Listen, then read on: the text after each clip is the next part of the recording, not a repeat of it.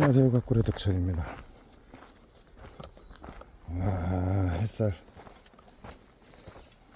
햇살은 가을 햇살이니까 그런다 치고 습도가 장난이 아닙니다.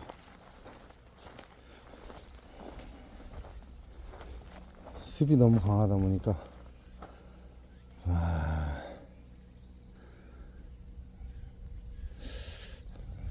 제가 지금 배추밭에 이렇게 빙초산을 중간에 갖다 놨습니다. 일단 고라니가 먹는 것은 방어가 된다라는 그런 느낌을 확실히 줘요. 지금 제 시청자분께서 한 3-4m에 하나 정도 꽂아 놓으면 효과를 본다 그러는데, 제가 대략 3m에서 5m 사이로 이렇게 빙초산을 갖다 놔봤습니다. 밭에 와서 심심하면 한 번씩 흔들어주고, 원래는 이렇게 하면 냄새가 별로 안 나죠. 말뚝을 꽂아서 말뚝에다 플라스틱을 매달아놔야 흔들리면서 냄새가 심하게 퍼집니다. 근데 그것마저도 귀찮아서 그냥 이렇게 꽂아놨어요. 이제 이렇게 꽂아놓게 되면 바람이 들어가야 합니다. 바람이 들어가지 않으면 안에서 회오리를 일으키잖아요. 안에서 회오리를 일으키지 않으면 안에 있는 빙초산이 흩어지질 않습니다. 그래서 각기 위치가 약간씩 다른 구멍을 이렇게 만들어 놓은 거예요. 구멍을 만들어서 바람이 쳤을 때 이제 안에서 보면 이런 식이죠. 바람이 쳤을 때 저 튀어나온 삼각불에 의해서 바람이 회오리를 일으킵니다. 그러면서 안에서 회오리를 일으키니까 빙초산 냄새가 조금이라도 더 난다, 이렇게 보시면 돼요. 어려운 거 아니죠. 간단한 겁니다. 이리 바람이 들어가고 이리 바람이 들어가서 회오리 치는 겁니다. 그럼 빙초산은 좀 무겁겠죠. 바닥으로 가라앉는다, 이렇게 보시면 됩니다.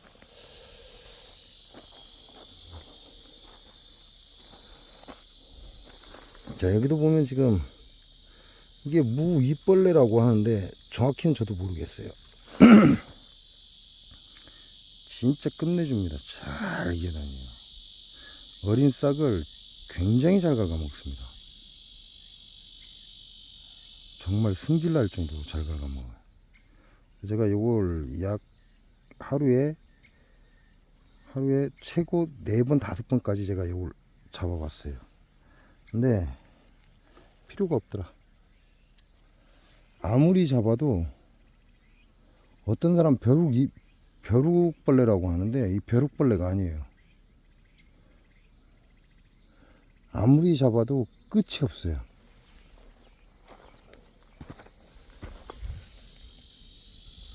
자, 이제 요런 놈들이 이제 와서 잎사귀를 구멍을 내기 시작합니다. 또 애벌레죠.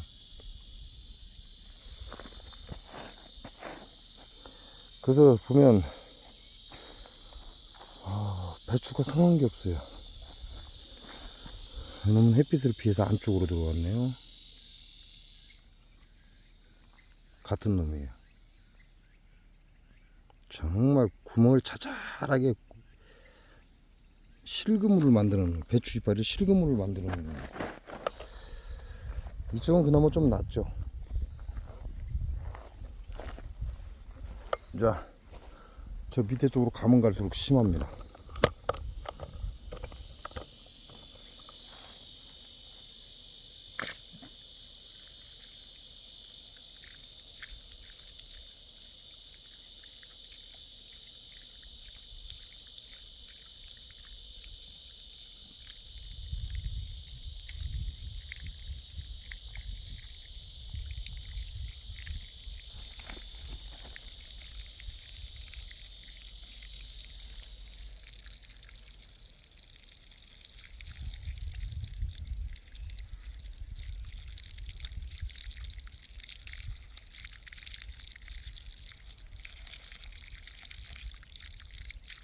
물이 되게 적고 뜨끈뜨끈하네.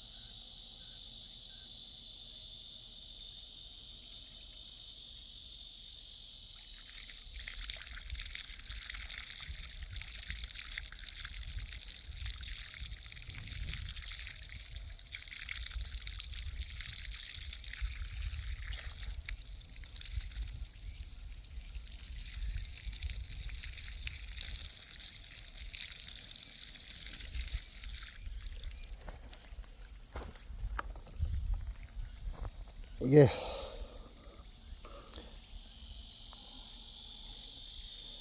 거의 대부분 농사를 짓는 사람 입에서 나오는 게 다 거짓말이다.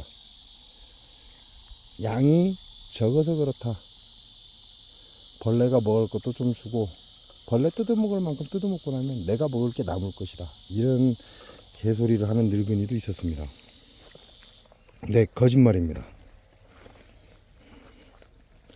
그냥 무방비로 놔두게 되면, 지금 제가 하루에 4번 5번까지 와서 벌레를 잡아줬는데, 무방비로 놔두게 되면 삽시간에 사라져 버립니다. 일단 고라니는 빙추산으로 해서 막았습니다.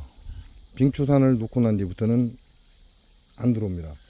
그러니까 빙초산을 활용하세요라고 우리 시청자분께서 말씀해 주셨는데, 그분은 정답이에요. 빙초산을 중간중간 3m에서 5m 사이에 하나씩 꽂아 놓으니까 고라니가 안 들어오더라. 분명히 들어온 발자국은 제가 봤어요. 제가 빙초산을 다 깔고 나니까 고라니가 이리 다닙니다. 저 위로 이렇게 돌아서 가더라고요. 이게 고라니 발자국이 있으니까 알죠. 뭐 물론 고라니가 언제 왔다 갔는지 네가 어떻게 하냐 그런 개소리 하는 사람도 있을 겁니다. 그런데 분명히 그날 발자국이 다릅니다.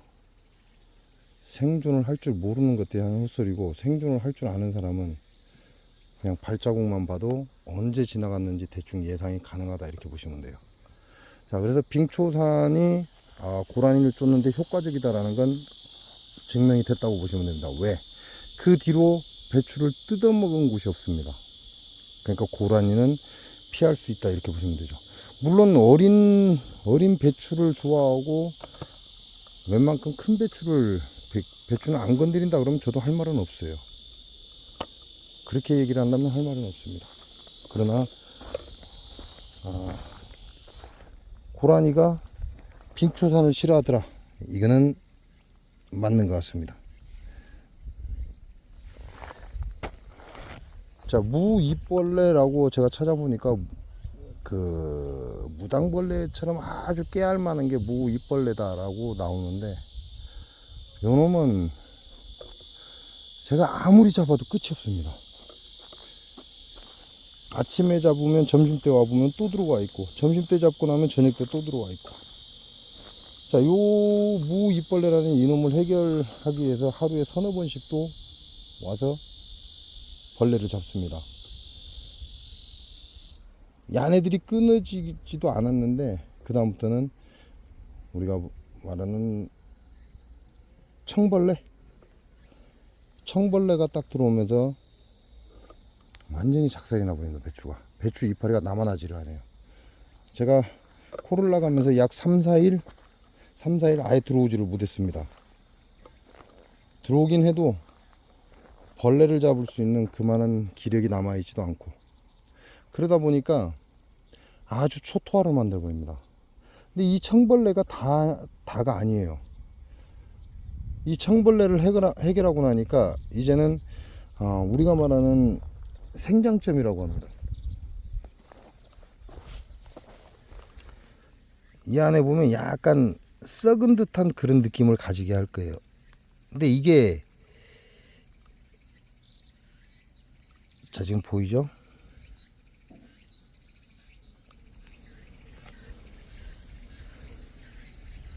이 생장점 안에 이렇게 벌레가 또 들어와 있습니다. 이놈이 생장점을 갉아내고 나면 끝납니다. 아무것도 할 수가 없어요.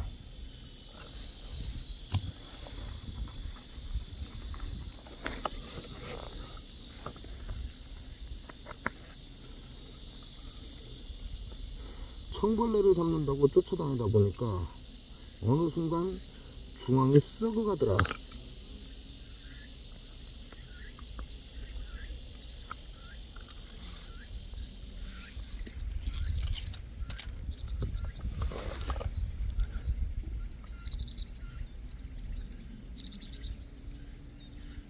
보이죠?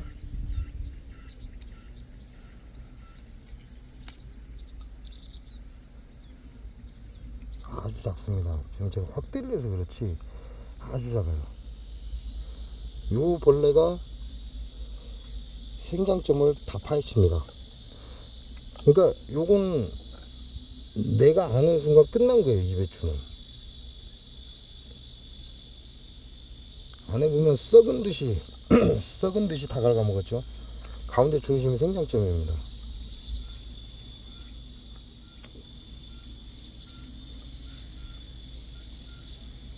이게 이 애벌레가 아주 작을 때는 눈에 보이지도 않아요. 찾을 수도 없습니다. 티가 안 나기 때문에.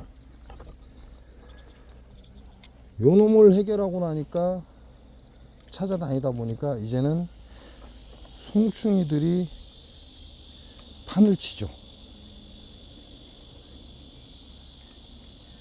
잎과 잎 사이를 왔다 갔다 하면서 이제 송충이, 우리가 흔히 송충이 이렇게 얘기하는 그러한 애벌레들이 판을 치기 시작을 합니다.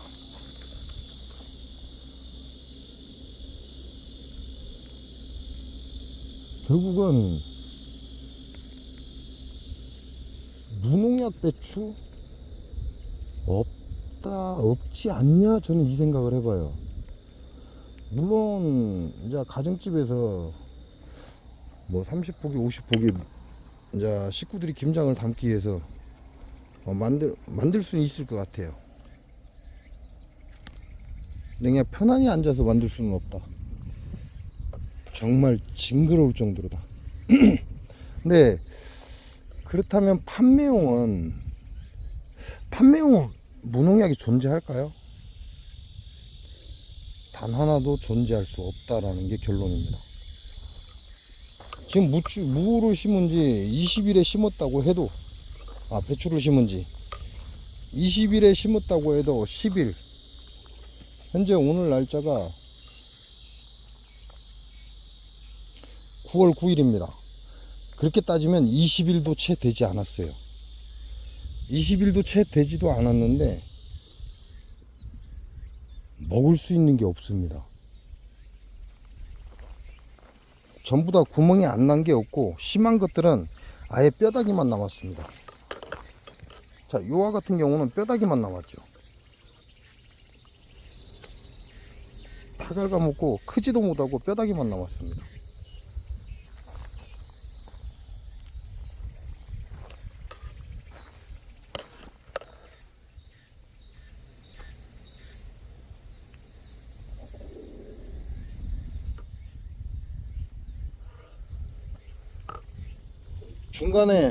중간에 사라진 배추들, 뭐 물론 물이 부족하거나 여건이 맞지 않아서 말라 죽은 것도 있을 겁니다. 그럼 초반에 있던 일이죠. 근데 그 외에는 배추가 성장을 잘 했고, 성장을 잘 하는 과정 중에 정말 이 벌레하고 싸움입니다. 벌레하고.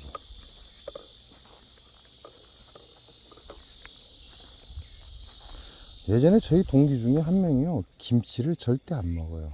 근데 왜 안 먹는지는 모르겠습니다. 매운 걸, 그 친구가 매운 걸 굉장히 싫어합니다. 매운 걸 굉장히 싫어하다 보니까 배추를 안 먹는구나 이렇게만 생각을 했어요. 근데 지금 와서 보니까 이거는 배추는 먹는 게 아니구나 라는 생각이 들 정도입니다. 만일 배추를 먹게 되면 농약을 함께 먹는 거예요. 엄청난 양의 농약을 함께 먹을 수밖에 없기 때문에 이게 배추는 먹는 게 아니구나, 아이들이 배추를 안 먹는 게 차라리 안전하겠구나, 이런 생각을 하게 된다는 거죠. 너무 많습니다. 벌레가 정말 많아요. 근데 지금 이게 끝난 거냐? 끝난 게 아니에요. 아직 포기도 오그라들지 않았다는 거죠. 포기도 오그라들지 않은 상태에서 이와 같이 배추들이 배추가 아닌 배추가 되어가고 있습니다. 근데 이걸 하면서 그렇다면 양배추는 도대체 농약을 얼마나 할까? 일반 배추도 이런데 그렇다면 도대체 양배추는 농약을 얼마나 할까?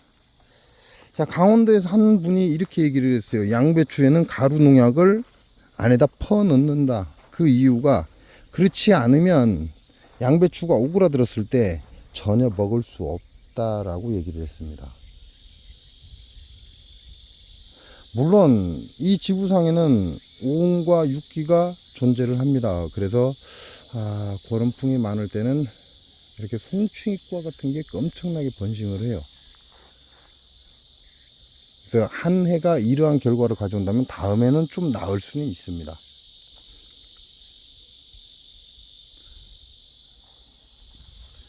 뭐 앞으로도 쭉 해서 계속해서 진행은 하겠지만, 제가 여기에 심은 배추가 약 400포기입니다. 380 몇 포기인가 그래요.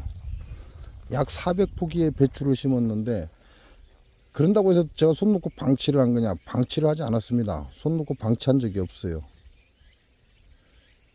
하루에 한 번씩 꼭, 무조건 하루에 한 번은 꼭 올라옵니다. 물이 부족하면 물을 주고, 벌레가 있으면 벌레를 잡고, 어떤 경우는 3번, 4번, 5번까지 벌레를, 이 380포기를 그렇게 해서 작업을 했다는 겁니다. 물론 농약 단 한 방울도 들어가지 않았고요. 비료 단 한 톨도 들어가지 않았습니다. 지금 현재 제 밭에 있는 건, 제가 프로폴리스가 효과가 있다 그래서 프로폴리스를 두 번 살포해 봤습니다. 전혀 효과가 없습니다.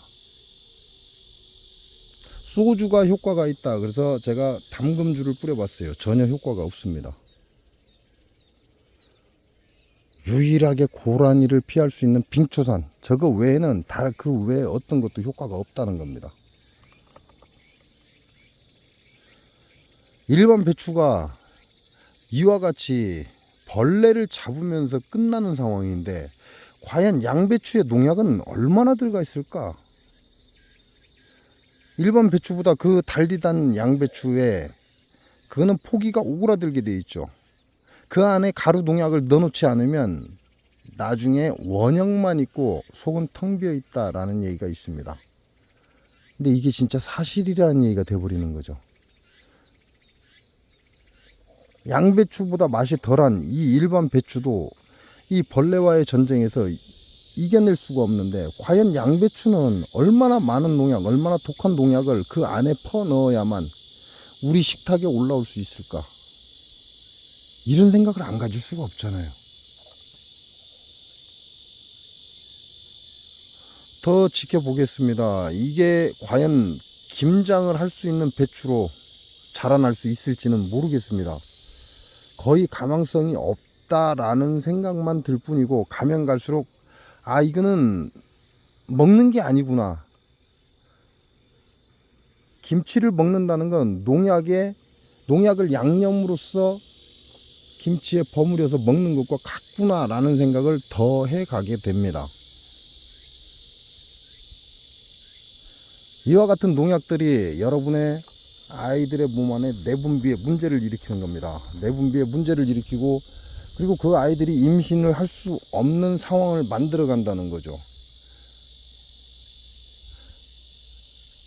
건강하게 살려면 정말 어떤 걸 먹어야 할지 의문이 들 정도예요. 좀 징그럽습니다.